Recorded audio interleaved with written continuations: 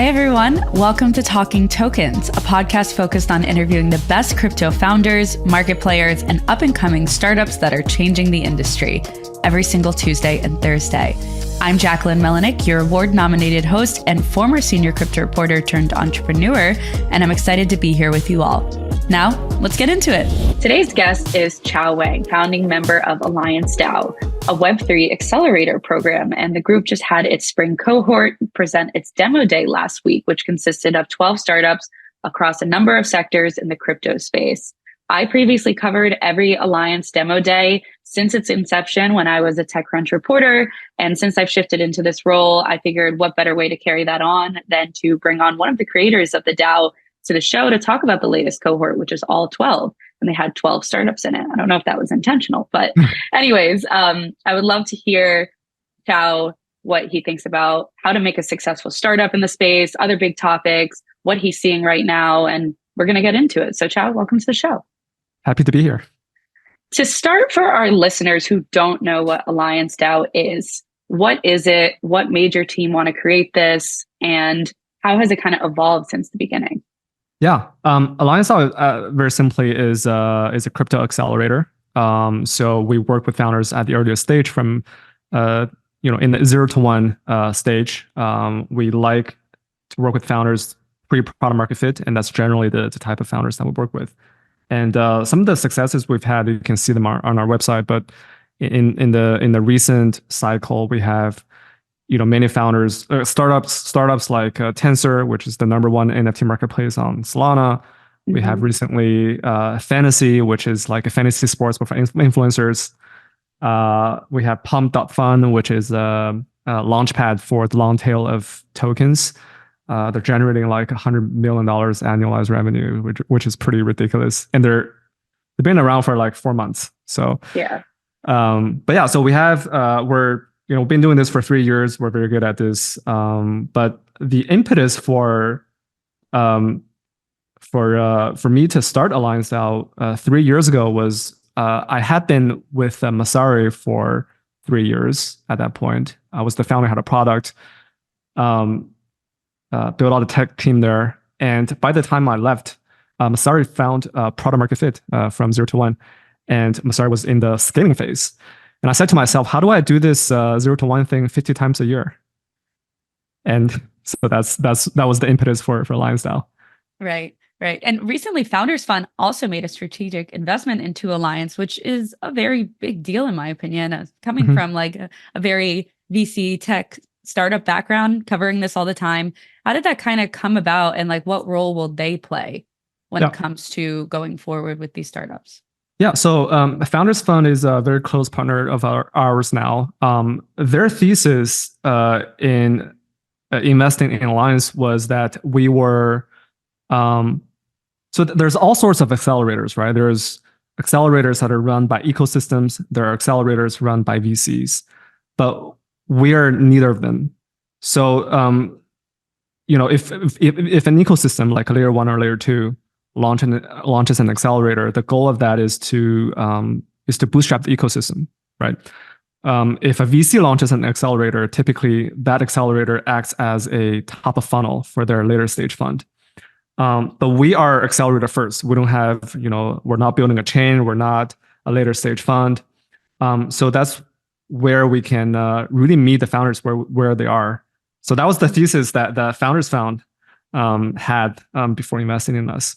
And we were the best in this category. You guys were the best. All right. Speaking of being the best, every cohort for you guys seems to be harder to get in than the last one, or equally as hard. I know you said on demo day that the latest cohort had 1,503 applicants, and mm-hmm. there were 12 that graduated, which is a 0.8% graduation rate. Mm-hmm. What types of startups and founders is Alliance looking for, and how can projects, maybe the ones listening to this, can stand out when they apply? Mm-hmm.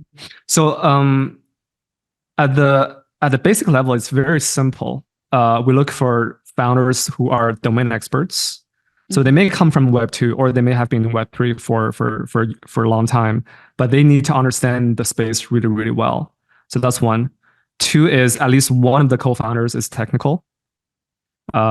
It just means that they're able to move the product, to ship the product and to move it forward. And 3 is if there's more than one founder, like if there's 2 co-founders or more, then they need to have a good relationship. Ideally, they are friends or past coworkers, or they're solo, and that's it. Those are like the three of the most basic things. And of course, within each one of these 3, there's a spectrum, right? Like your domain expertise, like we will evaluate that, over a spectrum. So we end up picking about the top 1% of the founders. And are those deal breakers for you guys? Like if the founders aren't necessarily technical or they haven't known each other, kind of the categories you just brought up, like, what if someone like has an amazing idea? Do you make exceptions here? Yes, none of these things is a deal breaker. But if someone has an amazing idea, is not technical, but is able to hire a technical team, we can make an exception. But yeah, there's always exceptions. There's always exceptions in life, right? What are some red flags for you guys?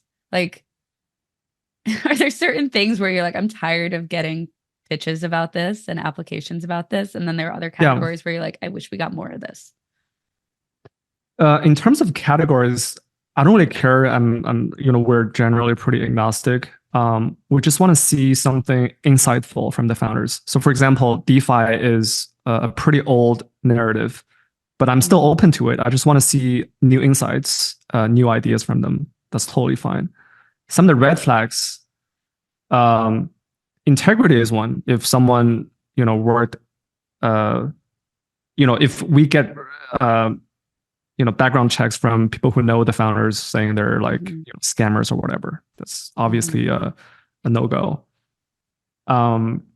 If they use a lot of buzzwords in the application, don't I know that? Yeah. Or when that's a red flag, right? Because oftentimes when you use buzzwords, you're hiding something, and when you hide something, I can't understand if I can't understand what you're building, then I'm not going to work with you. That's another huge red flag. I do find though that highly technical founders and startups that I've covered, sometimes they really just don't know how to explain it without using those specific phrases. But like, it doesn't necessarily have to be a buzzword. It could just be like proto sharding, like things like that. Like, and that's just highly technical, but that's not a buzzword, Correct. So for the most recent cohort, which was the biggest focuses for the startups? Where are you seeing the most development compared to previous ones? Kind of like run us through what's going on there. So there are a few things. One is SocialFi or consumer products. I mean, again, like SocialFi is a buzzword as well, but the but you let them product, yeah, exactly. The crypto consumer products that, in my opinion, are working today are in fact at the intersection of social and finance.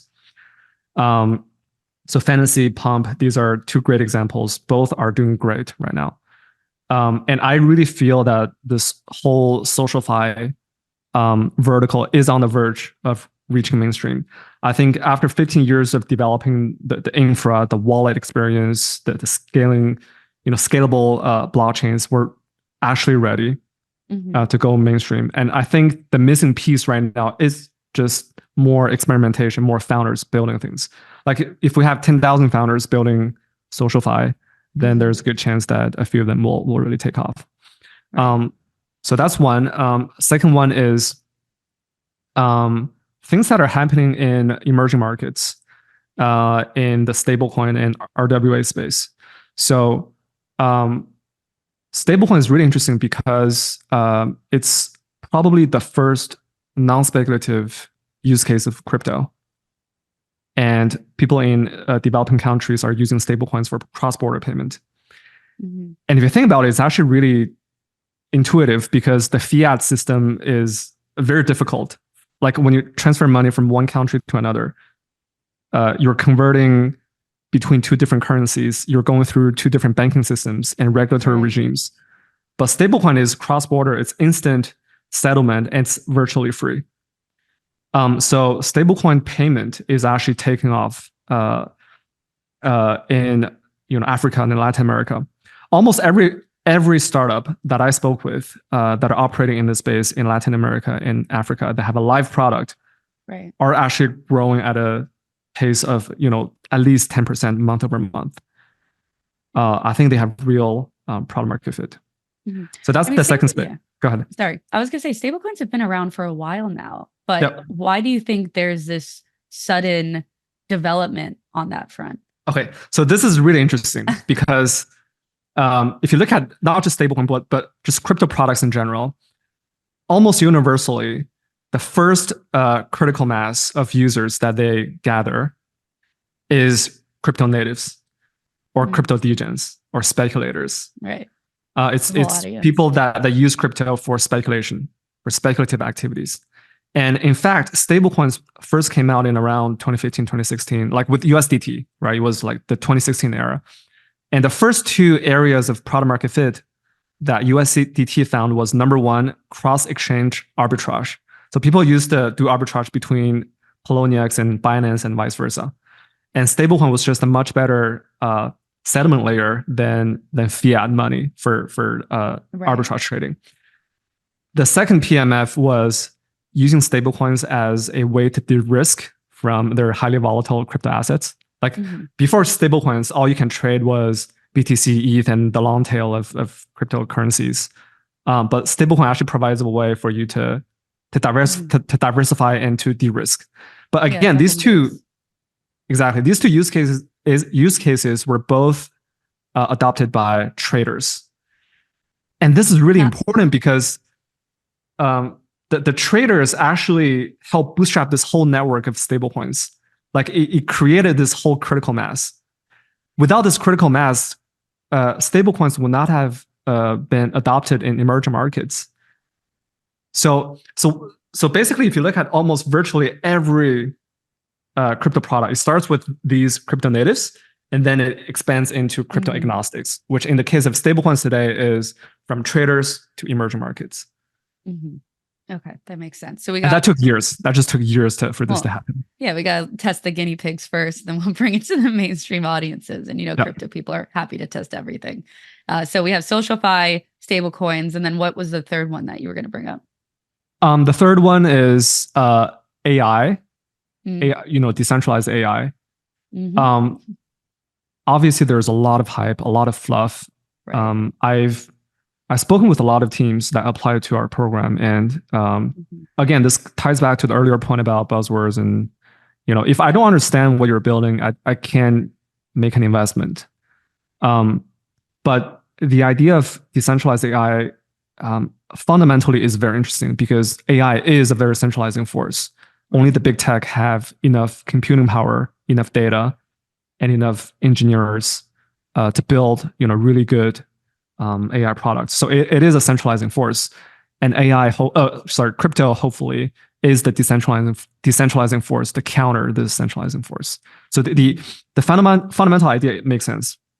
Now concretely, there's a couple areas I'm personally very excited about today. So for example, the ability to run open source LLM models on your local device, like on your phone, that is super interesting because a year ago when ChatGPT-4 or ChatGPT first came out, I built a bot I built a bot myself to analyze my Telegram messages in order to prioritize them.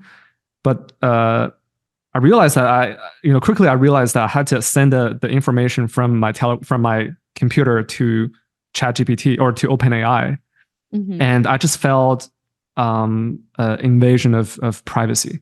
So if I could run the same bot locally without sending any information to the cloud, I think it would be a very compelling product. Yeah. So I feel like, with AI, it's in its early, AI X crypto, it's early days. And I was going to bring up the buzzword thing too. So it's funny you said that, but I covered that a lot when I was at TechCrunch. That was like one of the series that I really focused on. Is it like really hype, or is there actually utility there? And I think, some people are like, oh, crypto needs AI more than AI needs crypto, and like vice versa. It depended on who you spoke to. But I'm curious, like your stance on that. And do they really need each other to like kind of evolve, or is it just like, hey, it's a beneficial thing where we should both work together because it makes sense? I don't have a crystal ball. I don't want to. I don't think it's a good idea to force these two things into one single narrative. Right. Which is why I said the general idea makes sense, but today I'm only seeing one or two actually really compelling use cases, which I described, which is the edge AI thing, running AI on your machine locally. There's a lot of Airbnbs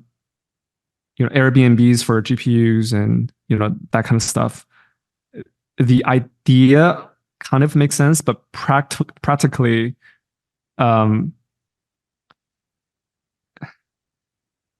there's so many. It's so difficult to crowdsource a large number of GPUs and make them work together and to train AI.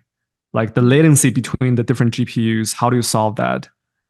How do you make non-homogeneous types of GPUs to work together? Because when you train a large language model, you tend to use highly homogeneous and highly performant GPUs. But these GPUs are actually not widely available for people to crowdsource, for these Airbnb for GPUs to crowdsource. So there's problems. I think it's interesting, but I can see why it wouldn't work out in practice. And there's like layers on top of GPUs, like decentralized inference. Like instead of crowdsourcing the GPUs, you crowdsource the inference itself, which is a layer above. Like you have GPUs and then you have the actual compute for inference or training. I don't know if that solves any real problem today. So again, like most of the AI crypto things I see today don't really make much sense. But the edge AI, I think it's really interesting. Yeah, and zero gravity was in your latest cohort, their modular AI chain, right? You mentioned this earlier, and one of the questions I really wanted to ask you was about there was a handful of projects that has come out of Alliance that did extremely well, like you mentioned, Tensor, Pump, Fantasy Top. What do those startups have in common that made them do exceptionally well out of the gate? Like, is there a common denominator here, or is it all very different? They're all different, but also all similar. So virtually all of them did not raise a giant VC round before getting to product market fit. They had maybe 200, 300K from us, and then maybe a few angel checks. That's it. So they've been operating under a lot of resource constraints, which gives them a strong sense of urgency. And that was actually key to their success. So that's one of the similarities between them. Another one is all three of them are crypto natives. Like they've been speculating, trading, playing around with the various crypto products and being on chain every day for years. So by being users themselves, they understand their users much, much better than their competitors. And three, they just launch products very quickly. And this part is not different from Web2. Like this is like the same advice that YC would give their founders, right? You have to launch now, launch fast, and iterate quickly based on user feedback. So these are some of the similarities. Yeah. No, I agree with that. I mean, when I launched my company, we were like, we just want to get it out there. Like instead of saying like we're building it on the background for months, like let's just get the V1 out and we could move to V2 and so on and so forth, But something else you mentioned during the demo day is that the projects that are graduating have a product market fit and they are ready to raise. Whether it's like their pre-seed, seed, series A, whatever it may be. What is like the biggest thing you think founders should think about when going to market? When going to fundraise, like or trying going to find a product market fit? Okay. The most important thing they should think about is, are they actually solving a real problem? And what is that real problem? Sounds simple, but it sounds simple. Yeah. But it's not. Yeah. And it takes a lot of experiments and time. Yeah. And I know some of the projects within Alliance have shifted their PMF. So when should a team consider shifting that? Like after what time frame of testing their product or service should they say like, okay, maybe this isn't a problem that needs to be solved? So it's really case by case. And this is where crypto might be very different from Web 2. The thing with crypto is for a lot of the verticals, it takes much longer to develop, right? If you develop a layer 1 blockchain, it takes a very long time, like maybe 1 or 2 years to get the tech out. And then if you build a DeFi protocol, that's also it's very time consuming when it comes to security and an audit. Like this is fundamentally different from Web 2 because in DeFi, you actually care about, not losing customers' money. And so it does require a much longer time for smart contract auditing. And then more on that spectrum, there's the newer stuff like Fantasy and Pump. They're less slightly less security conscious than pure DeFi. So they're able to move faster than in an average DeFi protocol, but they still don't want to lose customers' money. But point being, in crypto, it's more of a spectrum, and in general, most crypto startups are not able to move as fast as a Web 2 startup.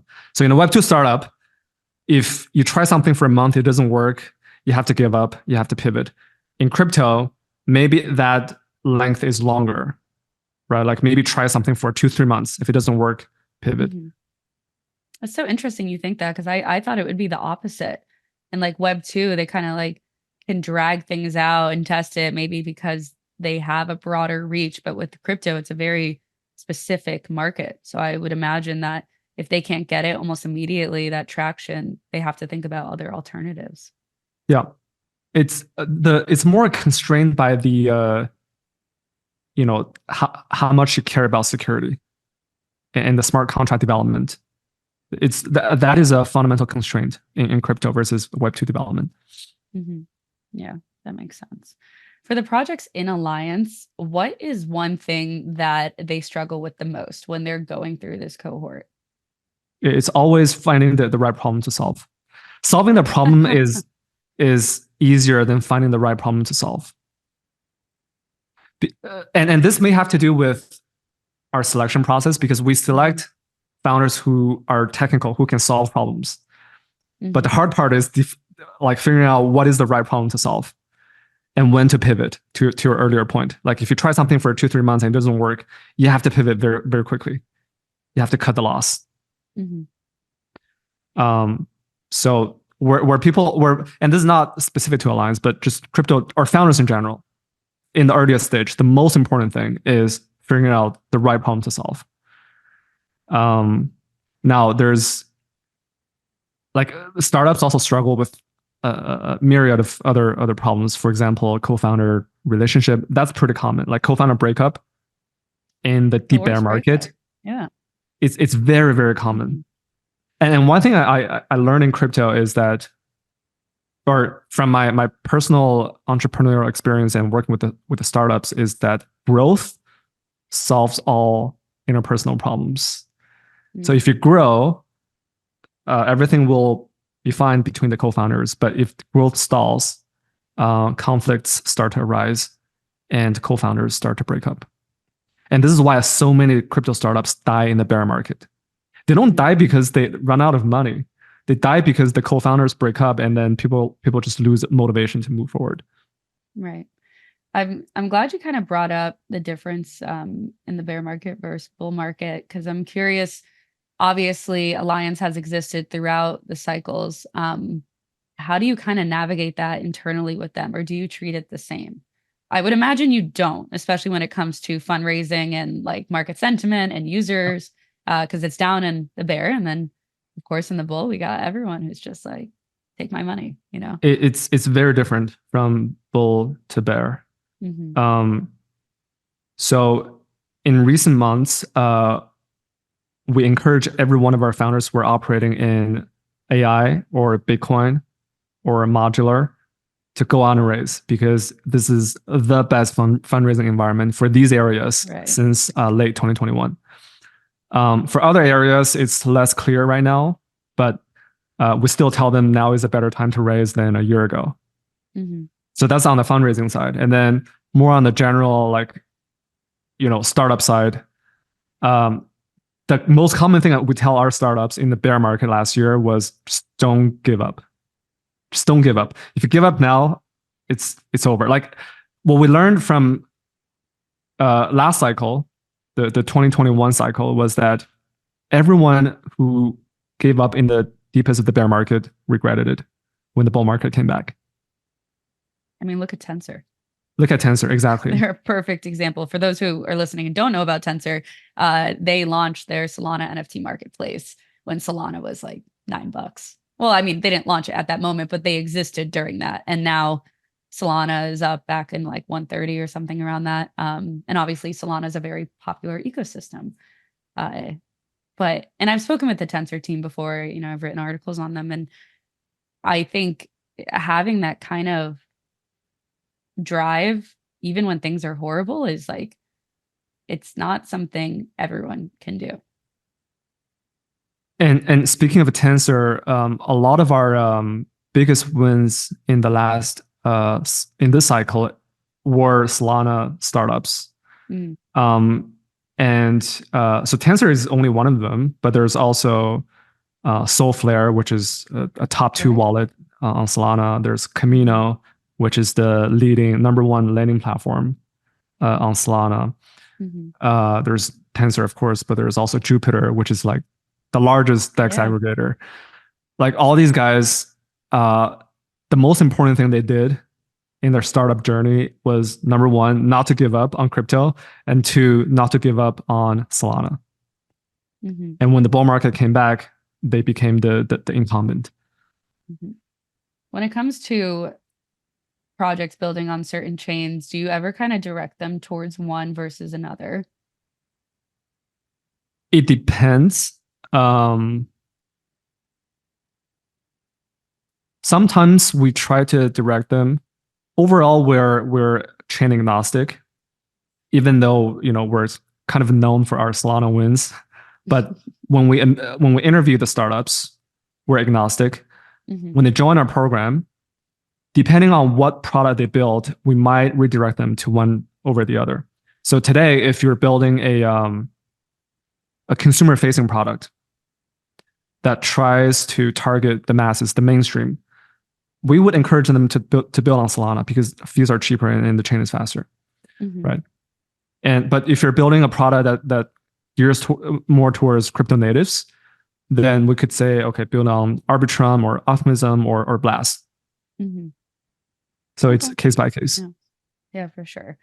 I also saw earlier this week, at the time of recording, you tweeted out a list of verticals you're excited to spend time on, and included things like cross-border payments, real-world assets, SocialFi, as we've talked about, on-chain gaming, AI and crypto, and so much more. It was a very long list. First of all, how do you have time for that? And second of all, which do you think will get the most attention, traction, and growth this cycle out of like everything on that list? Yeah. If you had to make a bet on one or two categories, what would it be? Yeah. So I don't have time for all of them for sure. Definitely not enough. That's why we have Alliance. Yeah. Exactly. That's why we have a team. Right. I studied pure math in high school, in college, and then I did distributed computing for the first 7 years of my career. But now I'm just like really into consumer stuff. Like I love trying the different like consumer facing products. So I would consider myself as an expert in that vertical, the SocialFi stuff. But we also have teams. We also have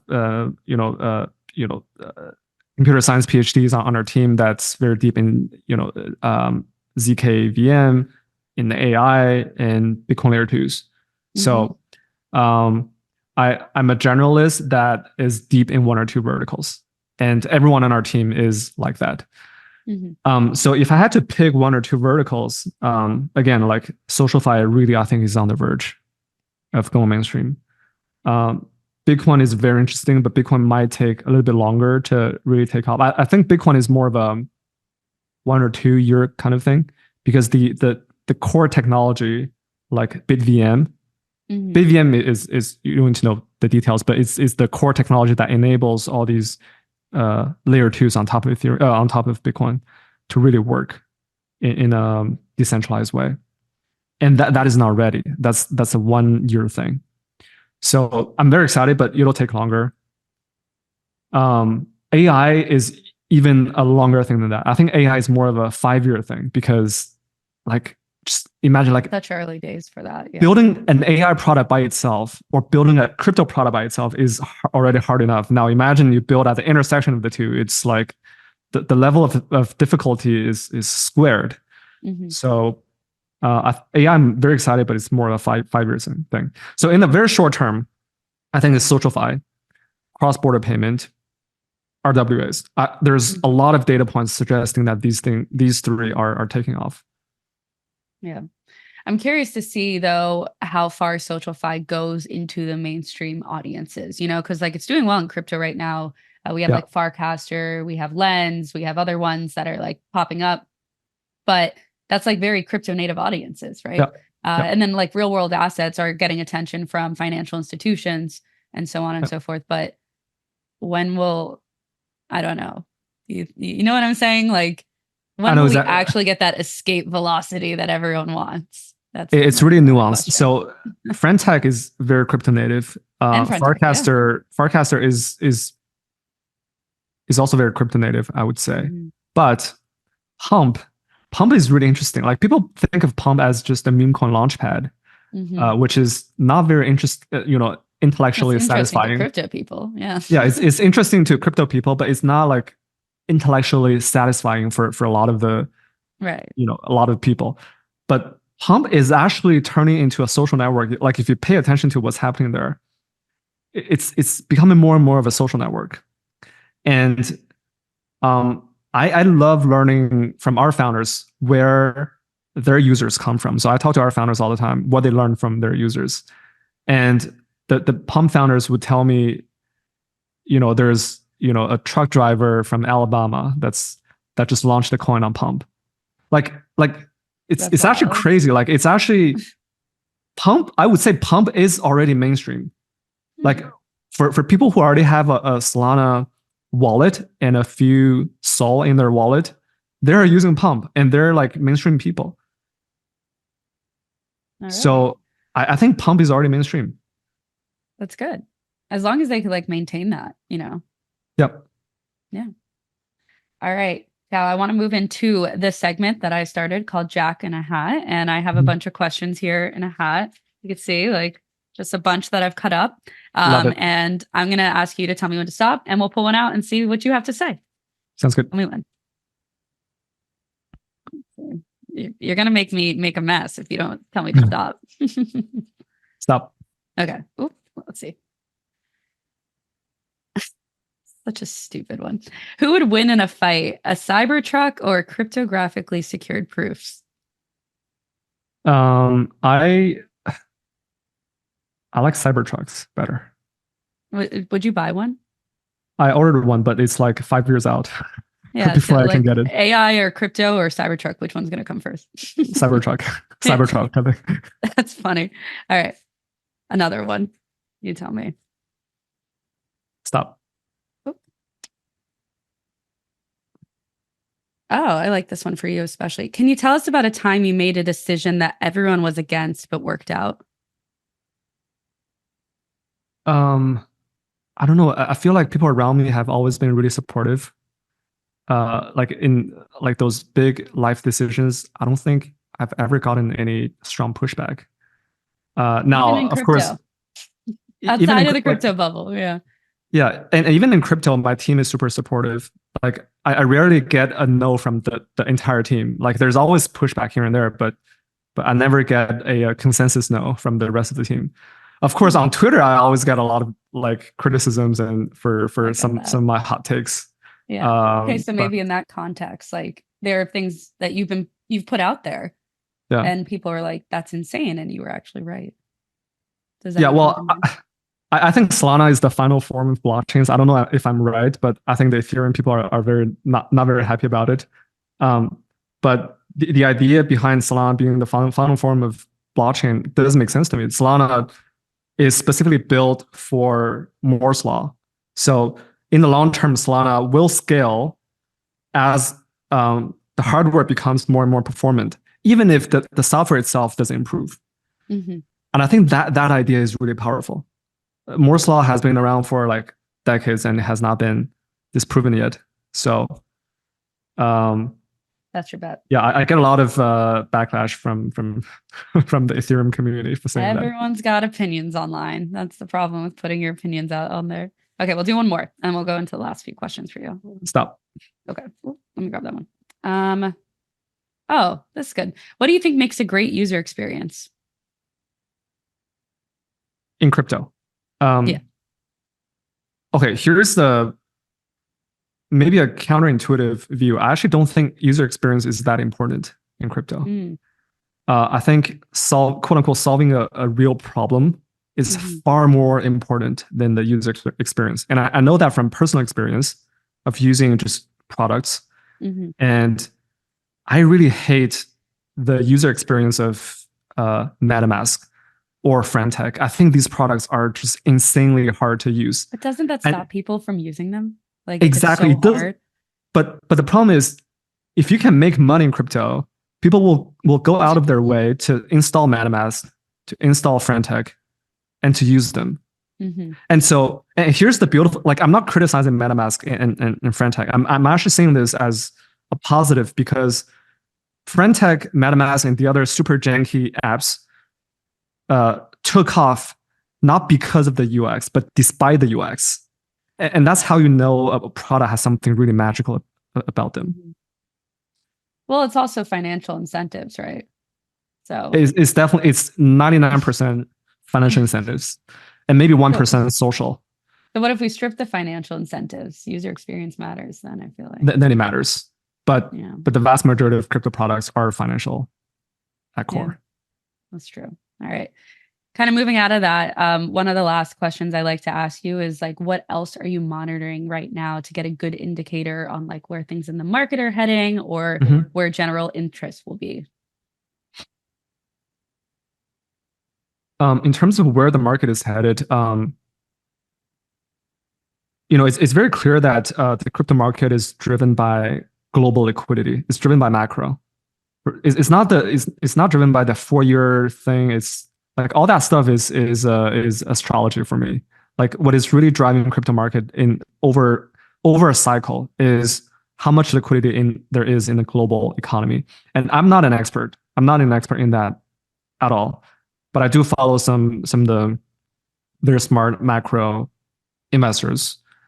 And I would triangulate their view and I would form my own opinion. I think the cycle has at least 6 months to 18 months left. So I think from now to at least the election, we're going to do pretty well. And the powers that be need to pump the markets in order to win the election. So I think the markets will do pretty well until the election at least, and then probably maybe last till the next year as well. So that's on the macro side. On the micro side, what I do is very simple. I just try products. Nothing beats trying products when it comes to developing your understanding of crypto.